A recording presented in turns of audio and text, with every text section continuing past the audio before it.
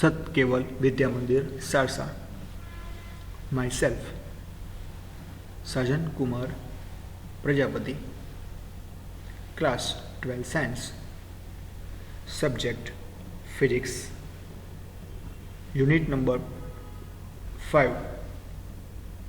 Topic चुंबक विषय माहिती और चुंबकीय क्षेत्ररेखाओं विभाग नंबर 2।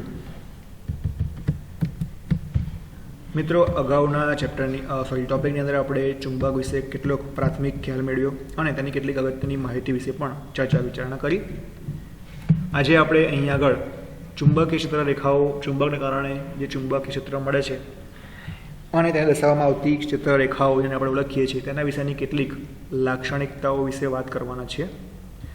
ત્યારબાદ ગજર ચુંબક અને સોલેનોઇડની અંદર મળતી ચુંબકીય ક્ષેત્રરેખાઓની વચ્ચે શું સામ્યતા છે તે પણ જોઈશું।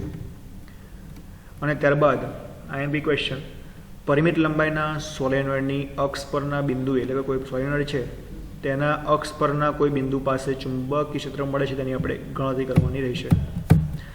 तो आजनो जे प्रथम टॉपिक जे छे ए छे के चुंबकीय क्षेत्ररेखाओनी लाक्षणिकताओ जणावो। अगत्यनो क्वेश्चन छे, मोस्ट टाइम बी छे as well as 2 marks as well as MCQs. हवे प्रश्न आ प्रमाणे पूछाय के चुंबकीय क्षेत्ररेखाओनी लाक्षणिकताओ जे रीते आपणे अगाऊ विद्युतीय क्षेत्ररेखाओनी लाक्षणिकताओ विषे वात करी हती ते ज रीते आपणे अहींया चुंबकीय क्षेत्ररेखाओनी लाक्षणिकताओ विषे वात करवानी छे।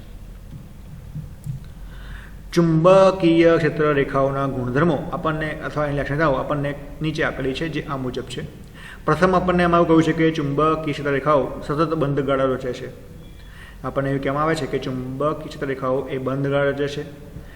तेमां विद्युत डायपोल जेवुं नथी कि जेमां क्षेत्ररेखाओ एक ध्रुवमांथी उद्भवे अने बीजा ध्रुवमां अंत पामे। आपणे अगाऊ ज्यारे विद्युत डायपोलनी वात करी हती एनी अंदर आपणे जोयुं हतुं कि क्षेत्ररेखाओ मळती हती जे धन ध्रुवमांथी उद्भवे छे अने ऋण ध्रुवमां अंत पामे छे, परंतु अहींया केवुं छे, अहींया एवुं नथी। अहींया तो क्षेत्ररेखाओ ए बंध गाळा रचे छे, दिशानी कंई महत्व नथी। बीजो आपणने मुद्दो अहींया ए आपेलो छे कि क्षेत्ररेखाओ पर कोईपण बिंदुए दोरेलो स्पर्शक, धारो के आ एक क्षेत्ररेखा अहीं दोरी छे, धारी लो कि अहींया आ रीते एक क्षेत्ररेखा छे अने आ क्षेत्ररेखा पर धारो के अहीं बिंदु एक लई लऊं अने आ बिंदुथी आ क्षेत्ररेखाने हुं स्पर्शक आ दिशामां दोरुं अथवा स्पर्शक दोरुं आ रीते। तो ये स्पर्शक जो दौर्यो है स्पर्शक ए जे बिंदु है ए बिंदुए चुंबकीय क्षेत्र जे छे बी एनी दिशा दर्शावे छे। ख्याल आवे छे? धारो के अहींया एक क्षेत्र रेखा दौरेली है एना बिंदु आ बिंदुथी हूँ स्पर्शक दौरीश तो स्पर्शक जे छे ए आ बिंदु पासे त्यां चुंबकीय क्षेत्रनी दिशा दर्शावे छे। ए सेकंड मुद्दो है दिशानो छे। फर्स्ट मुद्दो है कि बंध गाळाओ रचे छे। त्रीजो मुद्दो है कि एकम क्षेत्रफळमांथी पसार थती क्षेत्ररेखाओनी संख्या चुंबक क्षेत्र बीनी तीव्रता दर्शावे छे। एटले के कोईपण आपणे अलग अलग पुरुषनी वात करीए, सोलिनोइड होय के लंबचोरस गोळुं होय के पछी कोई सळियो होय, हवे एना कोई क्षेत्रफळमांथी जेटली पण क्षेत्ररेखाओ एना क्षेत्रफळ एकम क्षेत्रफळमांथी पसार थती हशे एनी संख्या जेटली हशे ए संख्या ए त्यां आपेला पर्टिक्युलर विभागमां चुंबकीय क्षेत्र केवुं छे એટલે એની तीव्रता કેટલી છે એ આપણને બતાવે છે કે જેટલી સંખ્યા વધારે એટલી તીવ્રતા વધારે છે, જેટલી તીવ્રતા ઓછી જેટલી સંખ્યા ઓછી એ तीव्रता ઓછી જોવા મળશે। દેટ મીન્સ કે જો કહ્યું છે કે ક્ષેત્રરેખાઓની સંખ્યા જેટલી વધુ હશે તેમ બી એટલે કે ચુંબકીય ક્ષેત્ર અથવા તો ચુંબકીય ક્ષેત્રની તીવ્રતાનું મૂલ્ય કેવું હશે, વધારે જોવા મળે છે। રાઈટ, એટલે કે ત્રીજો જે મુદ્દો છે એ ગીચતાનો એ તીવ્રતાનો છે, એટલે કે ચુંબકીય ક્ષેત્ર વધુ કે ઓછું એનો આધાર એ એકમ ક્ષેત્રફળમાંથી પસાર થતી ચુંબકીય ક્ષેત્રરેખાઓની સંખ્યા પર આધાર રાખે છે। એટલે કે આપણે આ રીતે પણ યાદ રાખી શકીએ કે ત્રીજો મુદ્દો છે ક્ષેત્રરેખાઓની સંખ્યાનો છે। પહેલો મુદ્દો છે કે ક્ષેત્રરેખાઓ બંધગાળ રચે છે। બીજો मुद्दो है कि क्षेत्ररेखाओं पर दौरेलो स्पर्शक ए ते बिंदु पासे दौरेला चुंबकीय क्षेत्रનું મૂલ્ય દિશા બતાવે છે, દિશાનો મુદ્દો છે। ત્રીજો મુદ્દો છે કે ક્ષેત્રરેખાઓની સંખ્યા જેટલી વધારે એટલું બીનું મૂલ્ય વધારે, જેટલી સંખ્યા ઓછી એટલું બીનું મૂલ્ય ઓછું। ચોથો મુદ્દો છે કે ક્ષેત્રરેખાઓ ક્યારે પણ એકબીજાને છેદતી નથી।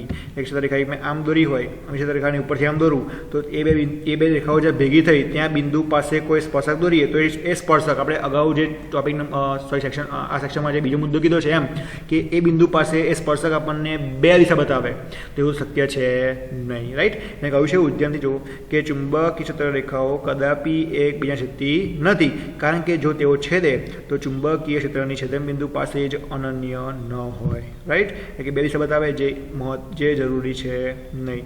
મેં કહ્યું છે જુઓ કે જો ચુંબક ક્ષેત્ર રેખાઓ આપણે બહુ ઘણી બધી રીતે જોઈ શકીએ છીએ, પરંતુ જો તેઓ છેદતી હોય તો એના છેદનબિંદુ પાસે બે ક્ષેત્ર રેખાઓને અનુરૂપ બે સ્પર્શકો દોરવા પડે અને તે એક જ બિંદુ આગળ ચુંબક ક્ષેત્રની બે દિશાઓ બતાવે જે શક્ય છે નહીં.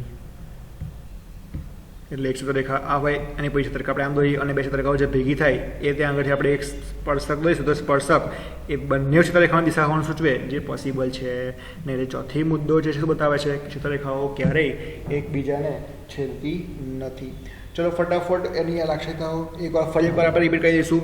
જે પ્રથમ લાક્ષણિકતા છે શું છે તો ક્ષેત્રરેખાઓ બંધ ગાળા રચે છે, બરાબર. તે ડાયપોલ જેવું એમાં હોતું નથી. ડાયપોલમાં આપણે જાણીએ છીએ ડાયપોલની અંદર ક્ષેત્રરેખાઓ એક બિંદુમાંથી ઉદ્ભવે અને બીજા બિંદુએ શું કરે છે અંત પામે છે, એટલે કે એક વિદ્યુત ભારથી ઉદ્ભવ છે બીજા વિદ્યુત ભારમાં અંત પામે છે, એવું હતું નથી. એટલે કે પહેલો મુદ્દો છે કે ક્ષેત્રરેખાઓ બંધ ગાળા રચે છે. બીજો મુદ્દો છે કે ક્ષેત્રરેખાને કોઈ બિંદુ પાસે દોરેલો સ્પર્શક તે બિંદુ પાસે ચુંબકીય ક્ષેત્રની દિશા દર્શાવે છે. બીજો મુદ્દો છે દિશાનો. ત્રીજો મુદ્દો છે કે એકમ ક્ષેત્રફળમાંથી પસાર થતી ચુંબક ક્ષેત્રરેખાઓની સંખ્યા એ ચુંબકીય ક્ષેત્ર બીનું મૂલ્ય બતાવે છે અથવા તો બીની તીવ્રતા બતાવે છે. એટલે કે આ મુદ્દામાં આપણે ચુંબક ક્ષેત્રરેખાઓની સંખ્યા કરીએ છીએ કે સંખ્યા વધારે હશે તો બીનું મૂલ્ય વધારે હશે, સંખ્યા ઓછી હશે તો બીનું મૂલ્ય ઓછું હશે. અને નેક્સ્ટ મુદ્દો જે છે એ આપણને કહે છે કે ચુંબક ક્ષેત્રરેખાઓ ક્યારેય એકબીજાને છેદતી નથી. ક્ષેત્રરેખાઓ ક્યારેય એકબીજાને છેદતી નથી. જો છેદે તો છેદબિંદુ પાસે દોરેલો સ્પર્શક બે ક્ષેત્રરેખાઓના દિશા આપેલ બિંદુ દોરેલો સ્પર્શક તે આપેલા ક્ષેત્રરેખા માટેની બે દિશા સૂચવે છે જે પોસિબલ છે નહીં. ચોથો મુદ્દો છે કે ક્ષેત્રરેખાઓ ક્યારેય એકબીજાને છેદતી નથી. બહુ ઇમ્પોર્ટન્ટ ક્વેશ્ચન છે. ચાર મુદ્દા આ રીતે શોર્ટમાં યાદ રાખી લેશો. નેક્સ્ટ બીજા ક્વેશ્ચન તરફ જઈએ તો બીજો ક્વેશ્ચન આપણે એવો છે કે ગજચુંબકની અંદર પણ આપણને ચુંબક ક્ષેત્રરેખાઓ મળે છે અને સોલેનોઇડની અંદર પણ આપણને ચુંબક ક્ષેત્રરેખાઓ મળે છે. તો બંને વચ્ચે સામ્યતા શું છે? તો ચલો આ પણ પૂછાય એવું છે અને આ સમજવું પણ જરૂરી છે, તો આના વિશે પણ ચર્ચા કરી લઈએ. નેક્સ્ટ મુદ્દો એવો છે કે ગજચુંબક અને સોલેનોઇડની ચુંબકીય ક્ષેત્રરેખાઓની વચ્ચે શું સામ્યતા છે? ચલો તો ગજચુંબક અને સોલેનોઇડની ચુંબકીય ક્ષેત્રરેખાઓ વચ્ચે કેટલીક સામ્યતાઓ છે જે આ મુજબ છે, જે આપણને અહીંયા અલગ અલગ ચાર મુદ્દામાં આપેલી છે. પ્રથમ મુદ્દો જોઈએ કે કોઈ ગજચુંબકને સોલેનોઇડની જેમ મોટી સંખ્યાના વર્તુળમાર્ગી પ્રવાહો ગણી શકાય. કે ગજચુંબક છે એને સોલેનોઇડની જેમ સોલેનોઇડમાં આપણને મોટી સંખ્યામાં આપણને વર્તુળમાર્ગી પ્રવાહો મળે છે સોલેનોઇડની અંદર, કારણ કે એમાં તો ગોળ આંટાઓ વિચારેલા હોય છે. આપણે સોલેનોઇડ વિશે વાત કરી ત્યારે કહ્યું હતું કે સોલેનોઇડ કોને કહેવાય, એમાં આપણે જોયું હતું હલિકા ગુંડળું છે, બરાબર છે. તો એ રીતે આપણે કોઈ ગજચુંબકને પણ આપણે વર્તુળમાર્ગી પ્રવાહો છે તેમ આપણે ગજચુંબકની અંદર ક્ષેત્રરેખાઓને આધીન આપણે એમાં એવું પણ ગણી શકીએ છીએ. એટલે પહેલો મુદ્દો આપણને કહે છે કે કોઈ પણ ગજચુંબકને સોલેનોઇડની જેમ મોટી સંખ્યામાં વર્તુળમાર્ગી પ્રવાહો તરીકે ગણી શકીએ છીએ. સેકન્ડ મુદ્દો કે ગજચુંબકને અડધેથી કાપતા કે દરેક ટુકડો સ્વતંત્ર ચુંબક તરીકે વર્તે છે. તે આપણે અગાઉના ટોપિકમાં વાત કરી હતી કે ચુંબકને જો અડધેથી કાપી નાખવામાં આવે તો બે ધ્રુવો અલગ પડતા નથી, પરંતુ દરેક ટુકડો એ સ્વતંત્ર ચુંબક તરીકે વર્તે છે. એમ સોલેનોઇડને મધ્યમાંથી કાપતા નબળા ચુંબક ધરાવતો બીજા બે સોલેનોઇડ નવો સોલેનોઇડ પણ મળે છે. એમાં પણ કોઈ ફરક પડતો નથી. મતલબ કે કોઈ પણ બીજો મુદ્દામાં એવું કહેવામાં આવ્યું છે કે કોઈ પણ ગજચુંબકને જ્યારે અડધેથી જ્યારે કાપવામાં આવે છે ત્યારે દરેક ટુકડો સ્વતંત્ર ચુંબક તરીકે વર્તે છે. તેમ સોલેનોઇડને પણ મધ્યમાંથી કાપવામાં આવે તો નબળા ચુંબકીય ગુણધર્મ ધરાવતા આપણને બે સોલેનોઇડ જોવા મળે છે. એટલે કે અહીંયા આપણને ચુંબકીય ગુણધર્મો વિશે માહિતી આપી છે સેકન્ડ મુદ્દામાં. ત્રીજો મુદ્દો જોઈએ કે ગજચુંબકની જેમ સોલેનોઇડમાં ચુંબકીય ક્ષેત્રરેખાઓ સતત હોય છે. જે રીતના સોલેનોઇડમાં આપણને ક્ષેત્રરેખાઓ સતત જોવા મળે છે તે જ રીતે આપણને ગજચુંબકની અંદર પણ ક્ષેત્રરેખાઓ સતત જોવા મળે છે. સોલેનોઇડની એક બાજુમાંથી ક્ષેત્ર રેખાઓ બહાર નીકળી અને બીજી બાજુમાં દાખલ થાય છે અને બંધ ગાળા રચે છે. જે આપણે અગાઉ આની પહેલાના નંબર ટોપિકમાં જોયું કે ક્ષેત્ર રેખાઓ શું હોય છે, બંધ ગાળા રચે છે. એટલે કે આમાં આપણને એવું કહ્યું છે કે ગજ્યા ચુંબકની જેમ સોલેનોઇડમાં પણ ચુંબકીય ક્ષેત્ર રેખાઓ સતત હોય છે અને સોલેનોઇડની એક બાજુમાંથી આ ક્ષેત્ર રેખાઓ સતત નીકળતી જાય છે બહાર અને બીજી બાજુથી સતત અંદર દાખલ થતી જાય છે અને આમ સતત આપણને બંધ ગાળાઓ જોવા મળે છે. અને લાસ્ટ મુદ્દામાં આપણને કહ્યું છે કે ગજ્યા ચુંબકની અક્ષ પરના બિંદુએ મળતું ચુંબકીય ક્ષેત્રનું મૂલ્ય આપણે જ્યારે ગજ્યા ચુંબકની અંદર આપણે જ્યારે વાત કરી હતી કે આપણે જ્યારે અગાઉ ગજ્યા ચુંબકમાં નહીં પરંતુ સોલેનોઇડની અંદર જ્યારે ચુંબકીય ક્ષેત્ર બીનું મૂલ્ય મેળવ્યું કારણ અગાઉના ચેપ્ટરમાં તો આપણને કેટલું મળતું હતું μ0 4π 2m/r³ આવું મળતું હતું. તો આવું જ ચુંબકીય ક્ષેત્ર આપણને ગજ્યા ચુંબકની અક્ષ પરના કોઈ બિંદુ પર જોવા મળે છે, જે આપણે નેક્સ્ટ થિયરી અંદર ડિટેલ્સમાં એને સોલ્વ આઉટ કરીશું. ફરી એકવાર વાત કરી લઈએ કે ગજ્યા ચુંબક અને સોલેનોઇડની ચુંબકીય ક્ષેત્ર રેખાઓની અંદર વચ્ચે શું સામ્યતાઓ છે, તો અહીંયા આપણે કેટલીક ટોટલ 4 સામ્યતાઓ આપેલી છે. ચલો એમાંની પ્રથમ સામ્યતા શું છે એ ચર્ચા કરી લઈએ કે આપણને અહીંયા પ્રથમ ચર્ચામાં કહ્યું છે કે ગજ્યા ચુંબક અને સોલેનોઇડની અંદર વાત કરીએ તો ગજ્યા ચુંબકને સોલેનોઇડની જેમ મોટી સંખ્યાના વર્તુળમાર્ગી પ્રવાહો ગણી શકાય છે. બીજો મુદ્દો કે ગજ્યા ચુંબકને અડધેથી કાપવામાં આવે તો દરેક ટુકડો જેમ સ્વતંત્ર ચુંબક તરીકે વર્તે છે તેમ સોલેનોઇડને પણ જો અડધેથી કાપવામાં આવે તો તે દરેક સ્વતંત્ર સોલેનોઇડ પણ દરેક ટુકડો પણ સ્વતંત્ર સોલેનોઇડ તરીકે વર્તે છે.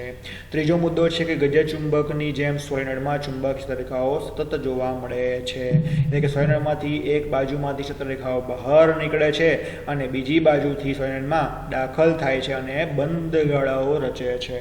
અને પાંચમો મુદ્દો આપણને એવું કીધો ચોથો મુદ્દો આપણને એવો કીધો છે કે સોલેનોઇડનું ચુંબકીય ક્ષેત્ર જેમ આપણે શોધ્યું હતું આપણને મળતું હતું B = μ0 2m/4πr³ એ રીતે આપણને ગજ્યા ચુંબકની અક્ષ પરના પણ કોઈ બિંદુ પર મળતું ચુંબકીય ક્ષેત્રનું મૂલ્ય પણ એના જેટલું જ સેમ સ્વરૂપમાં જોવા મળે છે.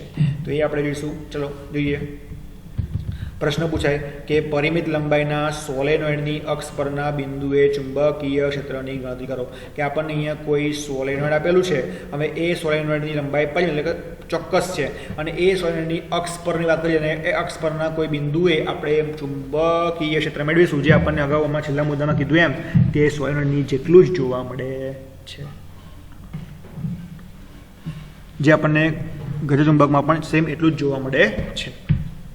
તો આકૃતિમાં આપણને અહીંયા એક સોલેનોઇડ આપેલો છે જે પરિમિત લંબાઈ ધરાવે છે.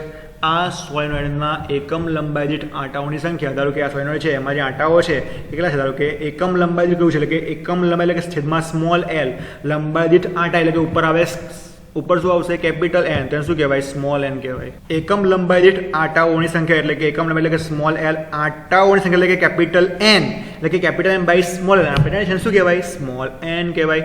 તો એકમ લંબાઈ દીઠ આપણને આંટાઓની સંખ્યા આપણને શું આપી છે સ્મોલ n આપેલી છે. કેટલી આપી છે સ્મોલ n આપેલી છે. એટલે કે આવો એક સોલેનોઇડ છે જેમાં એકમ લંબાઈ દીઠ આંટાઓની સંખ્યા સ્મોલ n છે. બીજી વસ્તુ કે હવે જે આ સોલેનોઇડ છે એની આપણને કુલ લંબાઈ આપી છે 2l, તો એની હાફ લંબાઈ થશે સ્મોલ l જે આપણને ધરી લેવાની કીધી છે. અને આપેલા આ સોલેનોઇડની ત્રિજ્યા આપણને કેટલી આપી છે સ્મોલ a આપેલી છે. કેટલી આપી છે સ્મોલ a આપેલી છે. ચલો આપણે યાદ રાખશો. હવે ધારો કે આપેલા આ સોલેનોઇડના કેન્દ્ર O થી ધારો કે કોઈ આ સ્મોલ r જેટલા અંતરે આવેલા કોઈ બિંદુ P પાસે તેની અક્ષ પરના કોઈ બિંદુ P પાસે ચુંબકીય ક્ષેત્ર શોધવું છે. બરાબર, બધું આપણે આકૃતિમાં વર્ણન કરવાનું છે, આકૃતિ પરથી બોલવાનું છે, ચલો શોધવું છે. Got it. હવે આ શોધવા માટે હું શું કરીશ, અહીંયા આપણા સોલેનોઇડનો અહીંયા એક ખંડ ધારી લઉં છું અને આ ખંડ જે છે એ ખંડની લંબાઈ હું ધારી લઉં છું dx છે. કેટલી છે dx. આખા સોલેનોઇડની લંબાઈ છે 2l, હાફ સોલેનોઇડની લંબાઈ છે સ્મોલ l અને તેમાં ધારેલો એક ખંડ ધારું છું. આવા તો ઘણા બધા ખંડ હોઈ શકે પણ એમાંનો એક ખંડ ધાર્યો મેં, આ તમે ડાયરેક્ટ લખી શકો છો. એની લંબાઈ કેટલી છે dx ધારી લઉં છું. આ લંબાઈ કેટલી છે dx છે અને એ આપેલા સોલેનોઇડના કેન્દ્રથી ધારો કે કેટલા અંતરે છે x જેટલા અંતરે દર્શાવેલો છે. તો આપેલો આ સોલેનોઇડમાં રહેલા આ ખંડમાં રહેલા આંટાઓની સંખ્યા કેટલી હશે? તો n ઇન્ટુ dx, કારણ કે અહીં લંબાઈ કેટલી છે? dx છે અને આંટા કેટલા છે? Small n. જે આપણે અગાઉ આપણે કીધું છે સ્મોલ n. તો આપેલા આ ખંડની લંબાઈ દીઠ આંટાઓ કેટલા? તો કેટલા મળશે? n into dx. ચલો ગોટ ઇટ? ખ્યાલ આવી ગયો આમાં? હવે સોલેનોઇડમાંથી આપણે વિદ્યુત પ્રવાહ વહે છે એવું ધાર્યું છે કે આપેલા સોલેનોઇડમાં શું વહી રહ્યો છે? વિદ્યુત પ્રવાહ વહી રહ્યો છે. હવે આપેલા કેપિટલ N આંટાવાળા ગુઠળાની અક્ષ પરના, એટલે કે આ જે સોલેનોઇડ છે કેપિટલ N આંટા ધરાવે છે, એની અક્ષ પરના કોઈ બિંદુ પાસે મળતું ચુંબકીય ક્ષેત્ર શોધવા માટે આપણે શું લઈશું કે ધારો કે N આંટાના ગુઠળાની અક્ષ પર ચુંબકીય ક્ષેત્રનું મૂલ્ય માટે આપણે શું લખીશું? કેપિટલ N બરાબર n ઇન્ટુ dx. ખ્યાલ આવે છે? હમણાં આપણે આગળ વાત કરી એના જેવું જ છે કે સ્મોલ n બરાબર શું હતું? કેપિટલ N બાય લંબાઈ સ્મોલ l. પણ આપણે અહીંયા ખંડની વાત કરીએ છીએ તો ખંડની લંબાઈ કેટલી છે? dx. તો સ્મોલ n શું આવશે? Capital N by dx. તો એના પર શું મળે? કેપિટલ N બરાબર n ઇન્ટુ dx. ચલો ખ્યાલ આવી ગયો કે સ્મોલ n બરાબર શું મળે? Capital N by dx. તો કેપિટલ N બરાબર શું મળશે? સ્મોલ n ઇન્ટુ dx મળશે. ઇઝી છે. ચલો આગળ વાત કરીએ કે હવે dx દાડાઈનો જે આપણે ખંડ ધર્યો છે એ ખંડથી ધારો કે p બિંદુનું અંતર જોવું હોય તો હવે અહીંથી આપણે અંતર લીધું જે આપણને કેટલું મળ્યું હતું? r. હવે આ ખંડથી આનું અંતર કેટલું થશે? કારણ કે આપણે આ ખંડથી ધરીએ છીએ તો શું થશે? આખું છે r અને અંદર આવી ગયું x. શું કહેવાશે? r માઇનસ x મળશે. રાઈટ? કે આપેલા ખંડથી મળતું p બિંદુનું અંતર કેટલું મળશે? r માઇનસ x મળે છે. તો માટે મળતું ચુંબકીય ક્ષેત્રનું સમીકરણ કેટલું આપણે અગાઉની થિયરીમાં આપણે અગાઉ જોઈ ગયા છે કે મળતું ચુંબકીય ક્ષેત્રનું મૂલ્ય માટે સૂત્ર આપણે શું મળ્યું હતું? b બરાબર μ0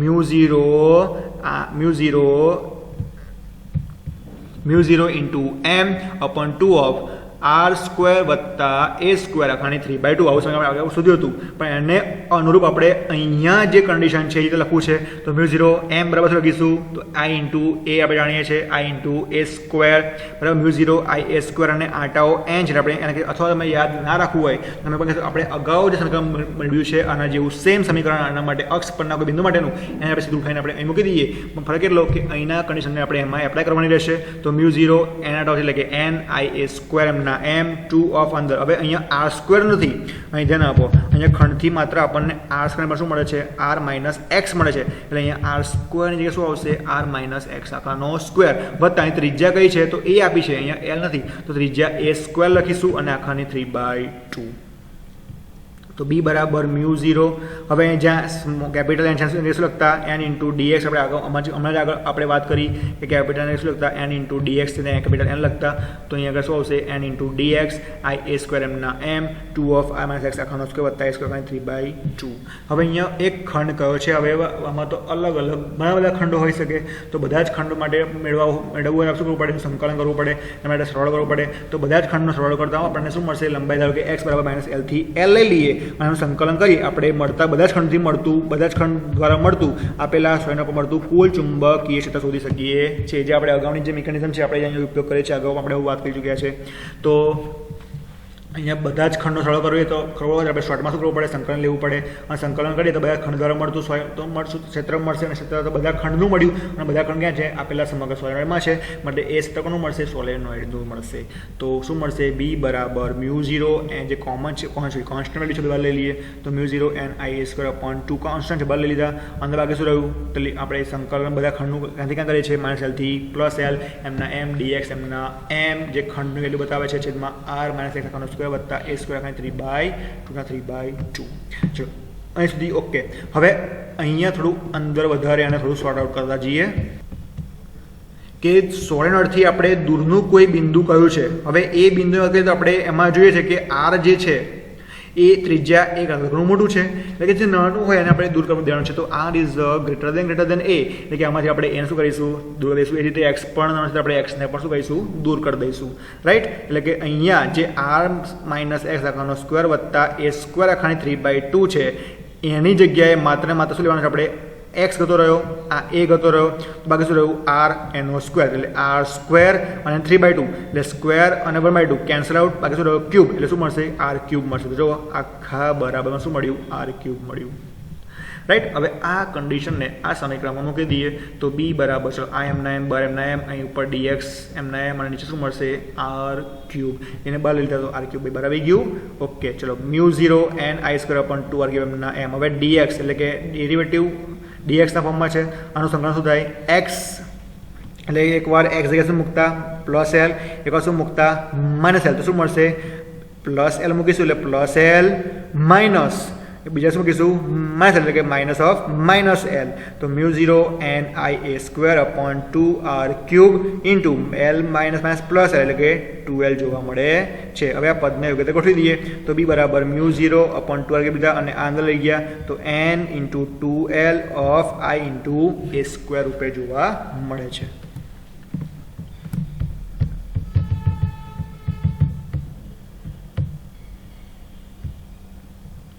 હવે આપેલા આ સમીકરણની અંદર પાઈ વડે ગુણતા અને પાઈ વડે ભાગી નાખતા, એટલે આપણને જે લાસ્ટ સમીકરણ મળ્યું આ સમીકરણમાં પાઈ વડે ગુણીશું અને પાઈ વડે ભાગી નાખીશું, કારણ કે આપણે મળતું આવતું સમીકરણ મેળવવું છે જે આપણે અગાઉ લાવી ચૂક્યા છે. તો આપેલા આ લાસ્ટ સમીકરણમાં આપણે પાઈ વડે ગુણતા અને પાઈ વડે ભાગતા, એટલે ઉપર પાઈ આવી ગયો છે એમાં પાઈ વડે ભાગી નાખ્યું, રાઈટ. હવે ધ્યાનથી આપણે ચલો n ઇન્ટુ 2l એટલે n ઇન્ટુ dx કહો કે n ઇન્ટુ એક્સ કહો, આપણે આગળ સ્ટાર્ટમાં કહું જાણ શું કહેવાય કેપિટલ એન કહેવાય. જુઓ બતાવી દઈએ આવી રહ્યું કેપિટલ શું છે સ્મોલ એન ઇન્ટુ ડીએક્સ, તો શું મૂકીશું કેપિટલ બરાબર સ્મોલ એન ઇન્ટુ 2l છે ડીએલ જગ્યાએ, તો શું કહેતા કેપિટલ એન લેતા અને પાઈ એ સ્ક્વેર બરાબર શું છે ક્ષેત્રફળ આપેલા સોલિનોઇડનું એક ગાળાના છેદનું, તો એને શું કહીશું કેપિટલ એ, એટલે કે જ્યાં પાઈ એ સ્ક્વેર છે ત્યાં કેપિટલ એ મૂકતા, જ્યાં n ઇન્ટુ 2l છે ત્યાં કેપિટલ એન મૂકતા. તો આ સમીકરણના ફરી લખીએ તો બી બરાબર મ્યુ 0 અપોન 2r ક્યુબ, અંદર શું વધશે અંદર જગ્યાએ મૂકીશું કેપિટલ એન, આની જગ્યાએ આઈ એમના એમ અને પાઈ એસ બરાબર એ એટલે કે નિયા અપોન પાઈ, રાઈટ. જ્યાં નિયા છે એને શું કહેતા આપણે આગળ એન ભૂલી જાઓ પણ આઈ ઇન્ટુ એટલે કે આઈ ઇન્ટુ એને આપણે શું કહેતા આગળ આપણે કહ્યું છે ડાયપોલ મોમેન્ટ અથવા ડાયપોલ મોમેન્ટ નહીં ચુંબકીય ડાયપોલ મોમેન્ટ આપણે શું કહીએ છીએ સ્મોલ એમ, અને સ્મોલ એમ આપણે શું કહેતા હતા આઈ ઇન્ટુ એ વિદ્યુત ગુણ્યા ક્ષેત્રફળ. તો અહીંયા એન તો કારણ કે ગુજરાતનું સોલિનોઇડ છે એટલે આપણે આંટાઓને સાપેક્ષ આપણે એન લખીએ છીએ, એટલે કે નિયા બરાબર શું લેતા ડાયપોલ મોમેન્ટ સ્મોલ એમ લેતા, તો એને પાછી અહીંયા જગ્યાએ એમ મૂકી દઈએ તો બી બરાબર મ્યુ 0 અપોન 2 પાઈ એમ મૂકીશું અપોન આર ક્યુબ એમના એમ, બરાબર છે. ચલો આગળ વાત કરીએ તો બી એ બરાબર 2 મ્યુ 0 અપોન 4 પાઈ અપોન એમ ઇન્ટુ આર ક્યુબ, એટલે આ સમીકરણને બે વડે ગુણતા બે વડે ભાગતા તો ઉપર બે આવી ગયા. ચલો બે વડે ભાગે એટલે 2 2 4 પાઈ ઇન્ટુ આર ક્યુબ, જે આપણને સોલિનોઇડની અક્ષ પરના ચુંબકીય ક્ષેત્રનું સમીકરણ મળે છે. અને આ ચુંબક ક્ષેત્રનું સમીકરણ એક ગજ ચુંબકની અક્ષ પર મળતા ચુંબકીય ક્ષેત્રના સમીકરણ જેવું જ છે. દેટ મીન્સ કે એક ગજ ચુંબક અને એક સોલિનોઇડ એ સમાન ચુંબકીય ક્ષેત્ર ઉત્પન્ન કરે છે. તો આ તો આપણે જેવી રીતના આપણે અગાઉ તમે યાદ આવે આપણે ડાયપોલની અક્ષ પરના બિંદુએ ડાયપોલની અક્ષ પરના કોઈ બિંદુએ ક્ષેત્રનું મૂલ્ય મેળવ્યું હતું એના જેવું આપણને મળે છે અક્ષ પર મેળવ્યું છે જે આપણને આ ફોર્મમાં જોવા મળ્યું છે, બરાબર. એ રીતે આપણે ડાયપોલના વિષુવ અક્ષ પર પણ ચુંબકીય ક્ષેત્રનું સમીકરણ મેળવ્યું હતું, તે રીતે આપણે અહીંયા આગળ પણ ગજ ચુંબક માટે પણ વિષુવ રેખા પરના બિંદુએ પણ ચુંબક ક્ષેત્ર માટે સમીકરણ મેળવી શકીએ છીએ, જે આપણને આના જેવું જ પરંતુ સેમ મળે છે. તો જુઓ કે ડાયપોલની અક્ષ પરના મળતું ચુંબક ક્ષેત્રનું સમીકરણ શું મળશે તો minus of mu 0 M upon 4 pi R cube જોવા મળે છે, બરાબર. જ્યાં બી એ શું બતાવે છે વિષુવ રેખા પરના બિંદુએ મળતું ચુંબક ક્ષેત્રનું સમીકરણ બતાવે છે.